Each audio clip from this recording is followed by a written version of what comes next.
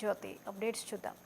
అమీన్పూర్లో ముగ్గురు పిల్లలకు విషమిచ్చి తల్లి చంపిన ఘటనలో సంచలన విషయాలు వెలుగులోకి వచ్చాయి.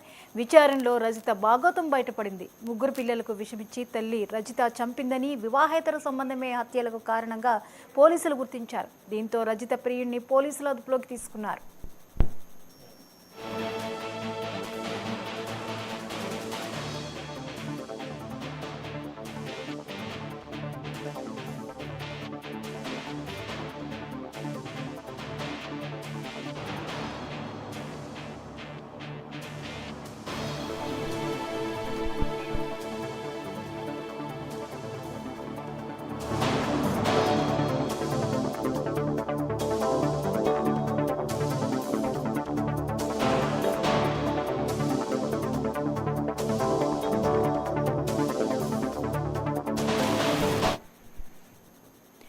అమీన్పూర్లో ముగ్గురు పిల్లలకు విషమిచ్చి తల్లి చంపిన ఘటనలో సంచలన విషయాలు వెలుగులోకి వచ్చాయి.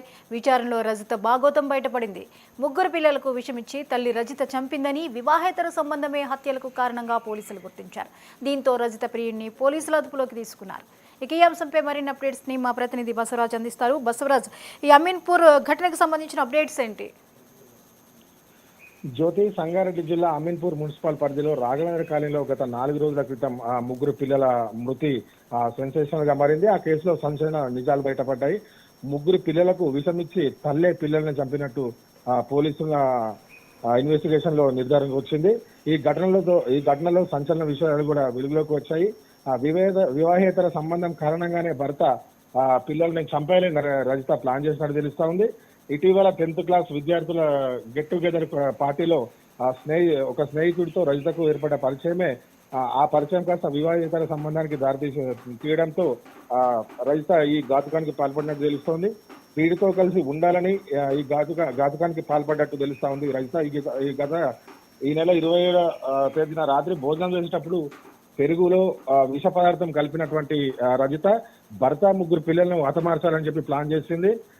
దాంట్లో చెన్నయ్య అంటే తన భర్త చెన్నయ్య పెరుగన్నం తినకుండా బయట డ్యూటీకి వెళ్ళిపోవడంతో ఆయన ఒక్కడు చనిపోకుండా బయటపడ్డాడు. ముగ్గురు పిల్లలు మాత్రం పెరుగన్నం తిన్నటువంటి పిల్లలు ముగ్గురు మృతువాత పడ్డారని తెలుస్తా ఉంది. ఉదయం చెన్నై ఇంటికి తిరిగి వచ్చేసరికి ముగ్గురు పిల్లలు కూడా చనిపోయినటువంటి పరిస్థితి మనకు తెలుస్తా ఉంది.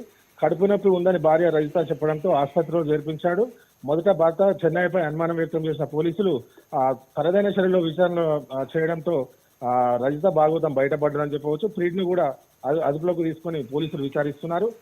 ఈ రోజు రేపు పోలీసులు కూడా దీనిపై పూర్తి వివరాలు ప్రెస్ మీట్ పెట్టి వెల్లడించే అవకాశం అయితే కనిపిస్తా ఉంది. జ్యోతి, అయితే ఆమె ప్రీడ్కి సంబంధించిన వివరాలు ఏమైనా పోలీసులు వెల్లడించడం జరిగిందా?